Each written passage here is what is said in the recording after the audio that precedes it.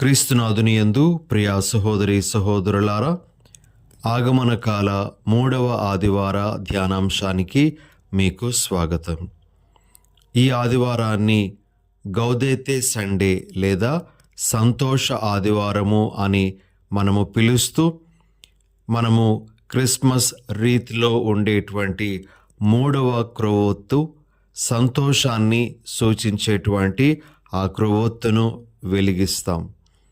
మరి యేసు ప్రభు యొక్క సంతోషం, ఆనందం మనందరిలో ఉండాలి అని ఈనాడు ప్రత్యేకంగా మనము ప్రార్థన చేసుకుందాం. ప్రియులగు సహోదరి సహోదరులారా, ఈరోజు మనం ఆలకించేటువంటి సువార్త పఠనము మత్తయి సువార్త 11వ అధ్యాయము 2 నుండి 11 వరకు ఉన్న వచనాల నుండి గ్రహింపబడింది. ఈ సువార్త పఠనాన్ని ఆధారంగా చేసుకొని ముందుగా మనము కొంతసేపు దేవుని యొక్క సందేశాలను స్వీకరించడానికి ప్రయత్నం చేద్దాం. మొదటిగా, యేసు ప్రభువుకు పలు ప్రశ్నలు తన జీవిత కాలంలో ఎదురయ్యాయి. చాలామంది వ్యక్తులు చాలా రకాలుగా ప్రభువును ప్రశ్నించడం అనేటువంటిది జరిగింది. అయితే తనకు వచ్చినటువంటి ప్రశ్నలను ఆయన చాలా సమర్థవంతంగా ఎదుర్కొన్నారు అని కూడా మనము ఆయన సమాధానాల నుండి గ్రహించగలం. ఈరోజు మొదటిగా యేసు ప్రభువుకు వేయబడినటువంటి కొన్ని ప్రశ్నలు, మరి వాటికి ప్రభువు ఇచ్చినటువంటి సమాధానాలు మనము చూద్దాం. మొదటిది, లూకా సువార్త 13వ అధ్యాయము 23వ వచనంలో ప్రభువుకు వేయబడినటువంటి ప్రశ్న ఏమిటి అంటే, రక్షణ పొందువారు కొలది మంది మాత్రమేనా? ఈ ప్రశ్న ప్రభువుకు సంధించినప్పుడు ప్రభువు ఇచ్చినటువంటి సమాధానము నేరుగా లేదు, కానీ ఆయన పరోక్షంగా సమాధానాన్ని ఇరుకైన మార్గమున ప్రవేశింపుము అనేటువంటి విధంగా ఇవ్వడం జరిగింది. ఆ విధంగా ప్రభువు ఆ ప్రశ్నకు సమాధానాన్ని ఇచ్చారు. రెండవ ప్రశ్న, లూకా సువార్త 10వ అధ్యాయము 25వ వచనంలో మనము వింటాం. నిత్య జీవము పొందుటకు నేనేమి చేయవలయును అని ఒక ధర్మశాస్త్ర బోధకుడు యేసు ప్రభువును ప్రశ్నించడం జరుగుతుంది. మరి ఈ ప్రశ్నకు యేసు ప్రభు సమాధానాన్ని ఆ ధర్మశాస్త్ర బోధకుని నుండి, అతడి యొక్క జ్ఞానము నుండి రాబట్టడం జరిగింది. ఆ వ్యక్తి ఇచ్చినటువంటి సమాధానము, నీ దేవుడైన ప్రభువును నీ పూర్ణ హృదయముతో, నీ పూర్ణ ఆత్మతో, నీ పూర్ణ శక్తితో, నీ పూర్ణ మనస్సుతో ప్రేమింపుము, నిన్ను నీవు ప్రేమించుకున్నట్లే నీ పొరుగువానిని ప్రేమింపుము అని వ్రాయబడి ఉన్నది అని పలికాడు. నీవు సరిగా సమాధానమిచ్చావు, నీవు వెళ్ళి అదే విధంగా చేయు అని ప్రభు ఆయనకు సమాధానం ఇవ్వడం జరిగింది. మరి ఈ ప్రశ్నకు సమాధానాన్ని ప్రభువు తనను ఎవరైతే అడిగారో వారి నుండి సమాధానాన్ని రాబట్టి వారికి ఇవ్వడం జరిగింది. ప్రియా సహోదరి సహోదరులారా, మూడవ ప్రశ్న, మత్తయి సువార్త 21వ అధ్యాయము 23వ వచనంలో ప్రధానార్చకులు పెద్దలు యేసు ప్రభువుని, ఏ అధికారంతో నీవు ఈ పనులు చేయుచుంటివి అని అడిగారు. యేసు ప్రభు అంతకు మునిపే దేవాలయాన్ని శుద్ధి చేసినటువంటి ఘట్టము మనము వింటాం. అయితే ప్రభు దేవాలయంలో ఈ విధంగా వ్యాపారస్తులను, నాణెములు మార్చు వారిని అక్కడి నుండి పారద్రోలడం అనేటువంటిది ఇష్టపడని ఈ పెద్దలు వచ్చి ప్రభువును అడుగుతున్నారు, ఏ అధికారంతో నీవు ఈ పనులన్నీ చేస్తూ ఉన్నావు అని. దీనికి ప్రభువు అసలు సమాధానాన్ని వేరే విధంగా ఇవ్వడం జరిగింది. ఆయన తిరిగి వారిని ప్రశ్నించారు. మరలా వారిని ప్రశ్నిస్తూ ఆ విధంగా వారికి ఆయన తన సమాధానాన్ని ఇచ్చినట్లుగా మనము చూడగలము. మరి ఇది 3వ ప్రశ్న ప్రభువునకు సంధించబడింది. ఇక 4వ ప్రశ్న యేసు ప్రభువుకు సంధించబడినటువంటిది. యోహాను సువార్త 18వ అధ్యాయము 37వ వచనంలో పిలాతు యేసు ప్రభువును ఉద్దేశించి నీవు రాజువా అని అడుగుతాడు. అప్పుడు యేసు ప్రభు సమాధానం, నేను రాజునని నీవే చెప్పుచున్నావు. నేను సత్యమునకు సాక్ష్యమిచ్చుటకు జన్మించి తిని, దీని కొరకే ఈ లోకమునకు వచ్చి తిని, సత్య సంబంధులందరూ నా మాట ఆలకింతురు అనేటువంటి సమాధానం ఇచ్చారు. నేరుగా ఒక విధంగా ఆయన సమాధానం ఇచ్చారు. నువ్వు రాజువా అంటే అవును, నేను రాజునే, కానీ నా రాజ్యం ఈ లోక సంబంధమైనటువంటిది కాదు అని ప్రభు సమాధానం ఇచ్చినట్లుగా మనము అక్కడ గుర్తించగలం.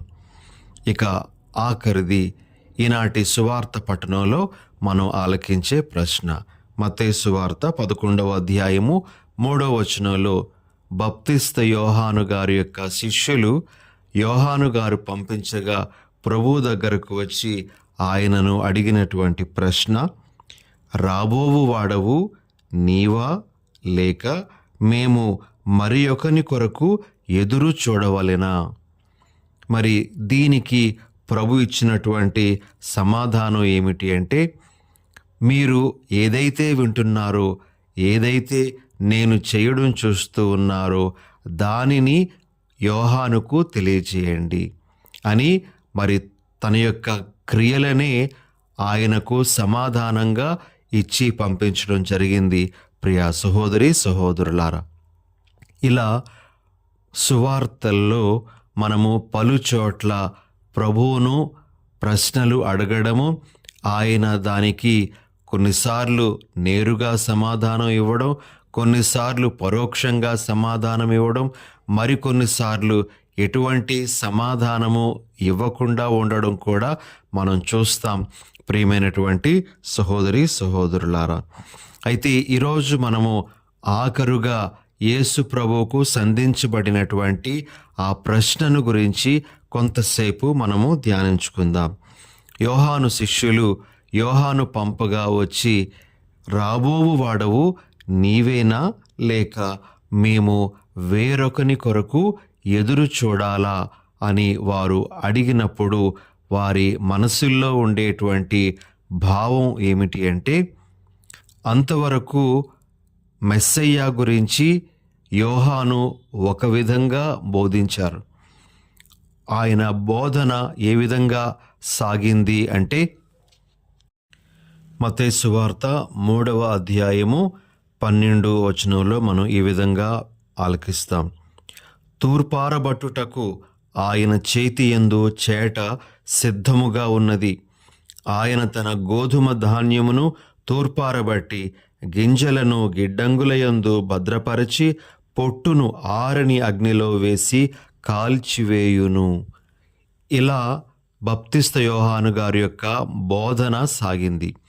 ఈ బోధన మెస్సయ్య గురించినటువంటి బోధన. ఆయన వచ్చినప్పుడు ఆయన యొక్క కార్యాలు ఎలా ఉంటాయో ఇలాంటి బోధనల ద్వారా బప్తిస్త యోహాను గారు తెలియజేయడం జరిగింది.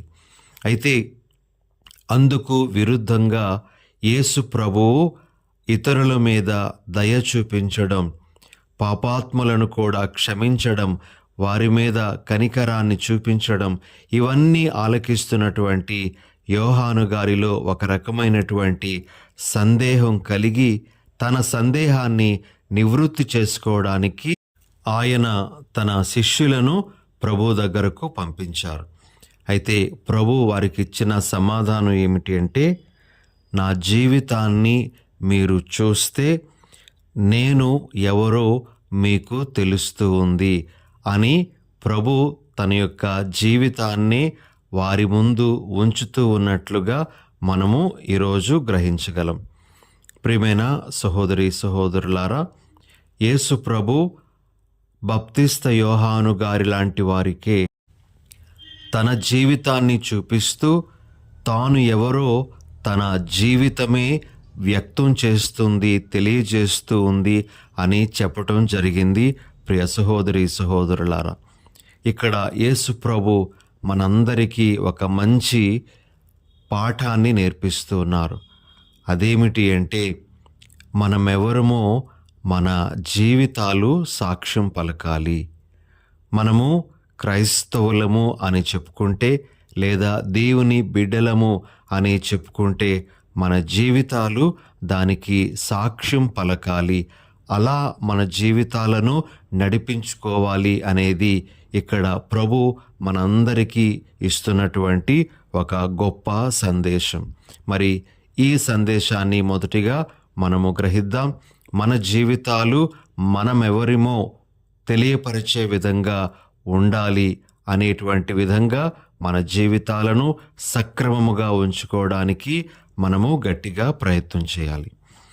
ఇక రెండో విషయం, ప్రియ సహోదరి సహోదరులారా, యోహాను గారు తన శిష్యులను రాబోవు వాడవు నీవేనా అని అడగటానికి ప్రభు దగ్గరకు పంపించారు. యోహాను గారు తన మనసులో కలిగినటువంటి ఆ సందేహానికి సమాధానము వేరే వ్యక్తుల దగ్గర ఆయన కోరలేదు. ఆ యొక్క సమాధానము నేరుగా ప్రభువు నుండే పొందడానికి ఆయన ప్రయత్నం చేశారు. ఇతర వ్యక్తుల అభిప్రాయాల మీద, ఇతర వ్యక్తులు ఇచ్చేటువంటి సమాధానాల మీద ఆయన ఆధారపడకుండా ప్రభువు నుండే నేరుగా ఆయన తెలుసుకోవడానికి ప్రయత్నం చేశారు. మన మనసుల్లో కూడా అనేకమైనటువంటి సందేహాలు కలుగుతూ ఉంటాయి. ప్రియమైన సహోదరి సహోదరులారా, సందేహాలు రావడం అనేటువంటిది మంచిదే. సందేహాలు వస్తేనే మనము నేర్చుకుంటున్నాము అనేటువంటి విషయం ఇతరులకు అర్థమవుతుంది. సందేహాలు వస్తేనే మనము ఆలోచిస్తున్నాము అని కూడా మనకు తెలుస్తూ ఉంది. మరి సందేహాలు రావడం అనేటువంటిది మంచిదే. మరి ముఖ్యంగా యేసు ప్రభువుకు సంబంధించి కానీ, పరిశుద్ధ గ్రంథానికి సంబంధించి కానీ మనలో ప్రశ్నలు ఉత్పన్నమయ్యేటప్పుడు మనము దానిని బట్టి కలత చెందాల్సినటువంటి అవసరం ఏమీ లేదు. ఎందుకు నేను ఈ విధంగా ఆలోచిస్తున్నాను, ఎందుకు నేను ఈ విధంగా ప్రశ్నిస్తున్నాను అని మనము అడగాల్సినటువంటి అవసరం లేదు. అలా ఆలోచించడం, అడగాలి, తెలుసుకోవాలి అనేటువంటి తపన అనేటువంటిది చాలా మంచి విషయమే. అయితే ప్రియ సహోదరి సహోదరులారా, మన అన్ని సందేహాలకు, మన అన్ని ప్రశ్నలకు సమాధానం మన ప్రభువునందే మనకు లభిస్తుంది అనేటువంటి నమ్మకము మనకు ఉండాలి. యేసును నేరుగా సంప్రదించడం, యేసుతో సమయాన్ని గడపడం అనేటువంటిది చాలా ముఖ్యమైనటువంటి విషయం. పరిశుద్ధ గ్రంథము ద్వారాను మన యొక్క ప్రార్థనలోనూ మనకు మన సందేహాలకు సమాధానాలు అనేటువంటివి ఖచ్చితంగా లభిస్తాయి. ప్రియమైన సహోదరి సహోదరులారా, మనము కొన్నిసార్లు కొంతమంది పునీతుల, వేద పండితుల సమాధానాలను అప్పుడప్పుడు ప్రస్తావిస్తూ ఉంటాం. మరి వారికి ఆ సమాధానాలు ఎలా తట్టాయి, వారు ఏ విధంగా అటువంటి సమాధానాలు ఇవ్వగలుగుతూ ఉన్నారు అంటే, అది వారు దేవుని దగ్గర గడిపినటువంటి ఆ సమయాన్ని బట్టి, దేవుడు వారిలో పెట్టినటువంటి ప్రేరణ బట్టే వారికి అటువంటి ఆ వరం లభించింది అని మనం చెప్పగలం. కాబట్టి ప్రియ సహోదరి సహోదరులారా, బాప్తిస్త యోహాను గారి వలె మనలో సందేహాలు ఉత్పన్నమైనప్పుడు ప్రభువునందు మనకు సమాధానం అనేటువంటిది లభిస్తుంది అని, అది పరిశుద్ధ గ్రంథాన్ని మనము పరిశీలించడం ద్వారా కూడా సాధ్యమవుతూ ఉంది అనే విషయాన్ని మనము గ్రహించాలి. బాప్తిస్త యోహాను గారి యొక్క శిష్యులు రాబోవు వాడవు నీవేనా అనేటువంటి ఆ ప్రశ్నను ప్రభువుకు వేసినప్పుడు ప్రభువు దానికి సమాధానంగా ప్రవక్తల ప్రవచనాలను వారికి ప్రస్తావించడం అనేటువంటిది మనము యేసు ప్రభు యొక్క సమాధానంలో చూడగలము. ప్రియ సహోదరి సహోదరులారా, మత్తయి సువార్త 11వ అధ్యాయము 4వ వచనంలో ప్రభు ఈ విధంగా అంటారు, పోయి మీరు వినుచున్న దానిని చూచుచున్న దానిని యోహానుకు తెలుపుడు. 5వ వచనము, గురుడ్డివారు దృష్టిని పొందుచున్నారు, కుంటివారు నడుచుచున్నారు, కుష్ఠరోగులు శుద్ధులగుచున్నారు, చెవిటివారు వినుచున్నారు, మృతులు పునరుత్థానులగుచున్నారు, పేదలకు సువార్త ప్రకటింపబడుచున్నది. ఇవన్నీ కూడాను తన గురించి ప్రవచనాలలో చెప్పబడినటువంటి విషయాలుగా ప్రభు వారికి తెలియజేస్తూ ఉన్నారు. మనము ఈరోజు ఆలకించినటువంటి మొదటి పఠనము యెషయా గ్రంథంలో కూడా ఇలాంటి వచనాలను మనము చూడగలము. ప్రియ సహోదరి సహోదరులారా, యెషయా గ్రంథము 35వ అధ్యాయము 5వ వచనము నుండి మనము ఈ విధంగా వాక్యాలు వింటాం. అప్పుడు గ్రుడ్డివారు చూతురు, చెవిటివారు విందురు, కుంటివారు లేడి వలె గంతులు వేయుదురు, మూగవారు సంతసముతో కేకలిడుదురు, మరుభూమిలో ఏరులు పారును. ఇలా తన గురించి చెప్పబడినటువంటి ప్రవచనాలను యేసు ప్రభు ప్రస్తావిస్తూ ప్రవక్తలు ప్రవచించిన మెస్సయ్య నేనే అనేటువంటి విషయాన్ని ఆ శిష్యులకు తెలియజేస్తున్నట్లుగా మనము గుర్తించాలి. ప్రియమైన సహోదరి సహోదరులారా, అదేవిధంగా రాబోవు వాడవు నీవేనా అని ఆ శిష్యులు ప్రశ్నించినప్పుడు ప్రభు వారికి సమాధానంగా తన యొక్క కార్యములను చూపిస్తూ ఉన్నారు. నేను చేస్తున్నటువంటి కార్యములను మీరు చూడండి, వాటిని బట్టి మీరు నిర్ణయించుకోండి అని ప్రభు వారికి తెలియజేయడం జరుగుతుంది. యేసు ప్రభు ఇంకొక సందర్భంలో ఈ విధంగా తన యొక్క సాక్ష్యాన్ని ఇవ్వడం జరుగుతుంది. యోహాను సువార్త 10వ అధ్యాయము 25వ వచనంలో ప్రభు ఈ విధంగా అంటారు, నా తండ్రి పేరిట నేను చేయు పనులు నన్ను గూర్చి సాక్ష్యమిచ్చుచున్నవి అని. తాను చేసే ఆ కార్యములే తాను ఎవరో ఇతరులకు తెలియజేస్తూ ఉన్నాయి అనేటువంటి విషయాన్ని ప్రభు ప్రస్తావిస్తూ, ఇప్పుడు మీరు చూసేటువంటి ఈ పనులను బట్టే నేను ఎవరో మీకు అర్థం కావాలి అని వారికి ప్రభు సమాధానం ఇచ్చినట్లుగా మనము గ్రహించాల్సి ఉంది. ప్రియమైన సహోదరి సహోదరులారా, కాబట్టి యోహాను ఊహించిన రీతిలో కాకుండా మరి దేవుని కార్యాలు ఇంకొక విధంగా ఉండేటప్పుడు యోహాను తన యొక్క ఆలోచన విధానాన్ని మరి అప్పటికైనా మార్చుకోవలసినటువంటి అవసరం ఉంది అని ప్రభు తెలియజేస్తున్నట్లుగా ఇక్కడ మనము గ్రహించాలి. ఇక ఈరోజు మనం ఆలకించినటువంటి రెండవ పఠనాన్ని ఆధారంగా కూడా చేసుకొని మనము కొంతసేపు ధ్యానించుకుందాం. రెండవ పఠనంలో యాకోబు గారు ఈ విధంగా మనతో మాట్లాడతారు, మన యొక్క నిరీక్షణలో ఓపిక అనేటువంటిది ఉండాలి అని. 5వ అధ్యాయము 7వ వచనంలో ఈ విధంగా యాకోబు గారు అంటారు, కనుక సోదరులారా ప్రభువు విచ్చేయునంత వరకు ఓపిక పట్టుడు అని. మరి ఈ ఓపిక గురించి మనము కొద్దిగా ఆలోచిస్తే ప్రియ సహోదరి సహోదరులారా, ఇంగ్లీష్లో దీనిని పేషెన్స్ అని పిలుస్తూ ఉంటారు. దీనికి సంబంధించి కొన్ని కొటేషన్స్ మనం చూద్దాం. Patience is bitter but it's fruit is sweet అని ఒక వ్యక్తి, ఒక ఫిలాసఫర్ అంటారు. ప్రియ సహోదరి సహోదరులారా, అనగా ఓపికతో ఉండడం అనేటువంటిది కొంచెము కష్టమే అయినప్పటికీ దాని యొక్క ఫలాలు అనేటువంటివి మధురంగా ఉంటాయి అనేటువంటిది ఇక్కడ మనము గుర్తించే విషయం. ఇక రెండవ విషయం, పేషెన్స్ గురించి, ఓపిక గురించి చెప్పేటువంటిది ఏమిటంటే, patience is not the ability to wait, but it is to be calm no matter what happens. ఓపిక అంటే వేచి ఉండడం మాత్రమే కాదు కానీ ఓపిక అంటే మనకు ఏమి ధైర్యముగా ఉండడము అని తెలియజేస్తున్నారు. అదేవిధంగా ఇంకొక వాక్యం కొటేషన్ కూడా మనకి ఈ ఓపిక గురించి ఈ విధంగా తెలియజేస్తారు. Trees that are slow to grow bear the best fruit. ఏ చెట్లయితే ఎదగడానికి సమయాన్ని తీసుకుంటాయో ఆ చెట్లు మంచి ఫలాలను ఇస్తాయి అని. ఈ విధంగా ఎన్నో విషయాలు ఓపికకు సంబంధించినటువంటివి మనము నేర్చుకోగలం.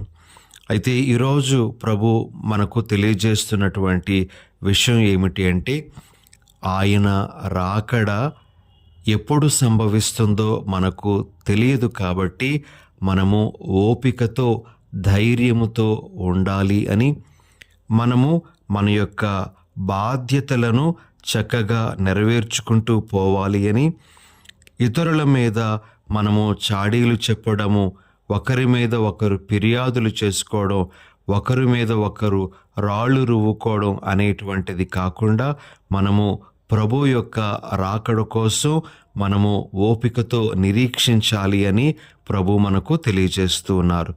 మరి ఆ ప్రభు యొక్క రాకడ ఎప్పుడు సంభవించినా సరే ఆ రాకడకు సిద్ధంగా ఉండేటువంటి వ్యక్తులంగా మనం మారాలి అని కూడా ప్రభు మనకు తెలియజేస్తూ ఉండగా, ప్రభు యొక్క రాకకు ఓపికతో వేచి ఉండేటువంటి శక్తిని మనందరికీ అనుగ్రహించమని ఈరోజు మనము ప్రభువుని ప్రార్థన చేసుకుందాం.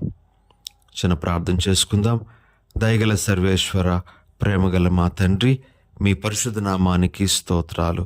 ప్రభువా, మిమ్ములను గూర్చినటువంటి సందేహాలు మాకు వచ్చినప్పుడు మీ యందే మా సందేహాలకు సమాధానం లభిస్తుందని, మీరు పలికిన మాటలలోనే మా సందేహాలు నివృత్తి అవుతాయని గ్రహించే వరం మాకు ఇవ్వండి. అదేవిధంగా ఓపికతో మీ కుమారుని రెండవ రాకడకు ఎదురు చూసే వరాన్ని కూడా అనుగ్రహించమని మా ప్రభువైన యేసు నామమున అడిగి వేడుచున్నాం తండ్రి. ఆమెన్.